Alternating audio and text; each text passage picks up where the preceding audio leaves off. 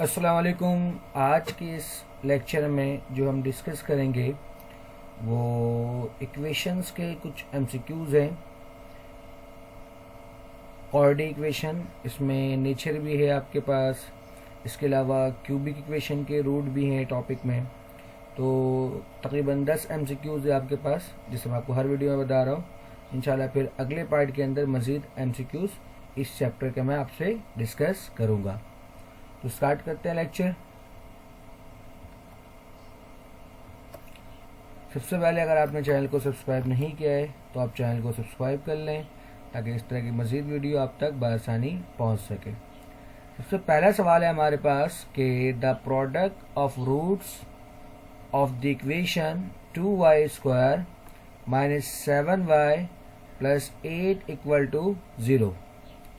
तो इसके लिए आपने फार्मूला पढ़ा होगा एक सम ऑफ रूट का। अगर मैं मान लूँ कि अल्फ़ा और बीटा हमारे इक्वेशन का रूट है तो आपने क्या पढ़ा है कि अल्फ़ा प्लस बीटा बराबर है -b/a के। ये हमारे पास कहलाता है सम ऑफ रूट।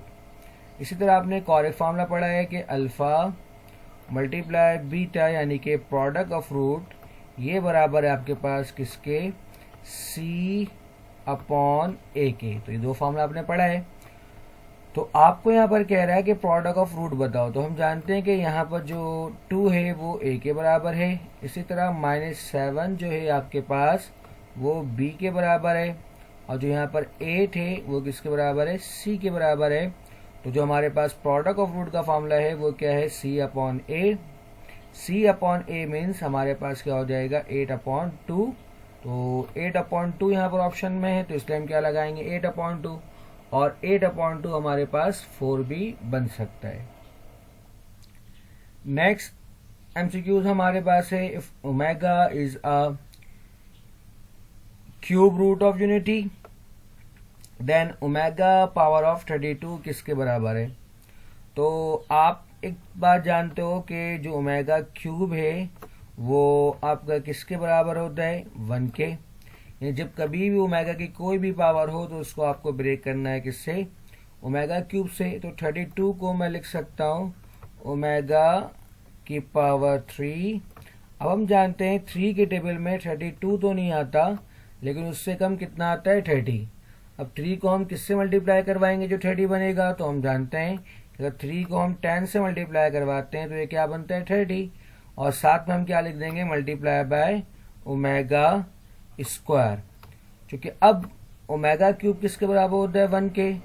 तो इसकी जगह हो जाएगा 1 की power 10 multiply by omega square. और ये बात आप जानते हो कि 1 की कोई भी पावर हो वो 1 के ही बराबर होता है। तो इस तरह ओमेगा स्क्वायर को जो आप 1 से मल्टीप्लाई करवाओगे तो जो इसका सही आंसर है वो क्या है, ओमेगा स्क्वायर। नेक्स्ट आपके पास है कि 1 + omega multiply by 1 + omega square. Similarly इसको आप मल्टीप्लाई करवाओ। जब 1 को 1 से मल्टीप्लाई करवाओगे तो ये बनेगा 1। जब 1 को आप ओमेगा स्क्वायर से मल्टीप्लाई करवाओगे, जो ओमेगा स्क्वायर 1 से मल्टीप्लाई होगा तो ये आपके पास हो जाएगा ओमेगा स्क्वायर। इसी तरह अब ओमेगा जब 1 से मल्टीप्लाई होगा तो ये आपके पास बनेगा ओमेगा। और आखिर में जब ओमेगा ओमेगा स्क्वायर से मल्टीप्लाई होगा तो ये आपके पास बन जाएगा ओमेगा क्यूब। तो आपने कॉय प्रॉपर्टी पढ़ा है कि 1 + ओमेगा + ओमेगा स्क्वायर ये किसके बराबर होते हैं, 0 के। तो इस तरह क्यूब रूट में तो 1 + ओमेगा + ओमेगा स्क्वायर की जगह मैं लिख सकता हूँ 0, और लास्ट में है ओमेगा क्यूब। तो ओमेगा क्यूब किसके बराबर होता है, 1 के। तो इस तरह 0 + 1 किसके बराबर होगा, 1 के। तो जो सही ऑप्शन है वो क्या है, 1। If the roots of the equation ax² + bx + c = 0 are real and distinct. तो आप जानते हो कि क्वाड्रेटिक फॉर्मूले में जो रूट की वैल्यू है, रूट के अंदर जो वैल्यू होती है आपके पास स्क्वायर रूट में, वो क्या होता है, b² - 4ac, यानी कि आपका जो डिस्क्रिमिनेंट है जो आपको गिवन है, b² - 4ac, ये आपके पास स्क्वायर रूट के अंदर है। तो जो हमारा नेचर ऑफ रूट है वो इसी पे बिलोंग करेगा। आप जानते हो कि अगर स्क्वायर रूट आपका पॉजिटिव है तो उसका मतलब क्या है कि आपके पास जो नंबर है वो क्या होता है, रियल होता है। कॉम्प्लेक्स कब बनता है, जब आपका स्क्वायर रूट जो है नेगेटिव आ जाए। ठीक है, तो यहाँ पर कह रहा है आपको if the roots of the equation are real and distinct, तो रियल और डिस्टिंक्ट उसी वक्त होगा जब बी स्क्वायर माइनस 4ac क्या होगा आपका ग्रेटर देन 0 मीन्स के पॉजिटिव। ये आपका नेचर ऑफ रूट है, ये आपने पढ़ा भी होगा कि अगर बी स्क्वायर माइनस 4ac किसके बराबर हो, 0 से ग्रेटर हो, तो वो हमारा क्या होता है, रियल और डिस्टिंक्ट होता है। मैंने आपको कॉमन सेंस बता दिया कि अगर स्क्वायर रूट के अंदर पॉजिटिव नंबर हो तो जाहिर सी बात है वो हमारे पास रियल बनता है। कॉम्प्लेक्स कब होता है, जब स्क्वायर रूट के अंदर नेगेटिव नंबर आ जाए। आगे कह रहा है कि if the roots of the equation ax square plus bx plus c equal to 0 are equal if b square minus 4ac। आपने ये भी पढ़ा है कि इक्वल कब होता है, हम कहते हैं कि b स्क्वायर माइनस 4ac जब 0 के बराबर हो तो हमारा ये क्या होता है, रूट्स इक्वल होता है। क्योंकि आप जानते हो क्वाड्रेटिक फॉर्मूला में इस स्क्वायर रूट से ही पहले क्या है, प्लस माइनस है। तो अगर b स्क्वायर माइनस 4ac आपका 0 हो जाए तो स्क्वायर रूट ऑफ 0 किसके बराबर होगा, 0 के, तो प्लस माइनस की कोई अहमियत नहीं रहेगी। तो इसलिए हम कहते हैं वहां पर आंसर क्या आता है, इक्वल आता है। कब, कि अगर b स्क्वायर माइनस 4ac किसके बराबर हो जाए, 0 के। नेक्स्ट आपके पास if roots of a quadratic equation are 2 and minus 2 then the equation is, तो आपको क्या करना है, इक्वेशन बताना है। अब इसके दो तरीके हैं, या तो आप इन इक्वेशन को सॉल्व कर लो जो ऑप्शन गिवन है, या आपने फॉर्मूला पढ़ा हुआ है इक्वेशन निकालने का कि X square minus sum of root, अगर मान लो अल्फा और बीटा हमारा रूट है तो ये क्या होगा, सम ऑफ रूट, जो रूट आपको गिवन है उन दोनों को आप सम कर दो, और प्लस आखिर में क्या है आपके पास, product of root equal to 0। ये आपके पास फॉर्मूला बनता है। तो सबसे पहले मैं लिखूंगा एक्स स्क्वायर, आपके पास रूट क्या गिवन है आपको, 2 एंड माइनस 2।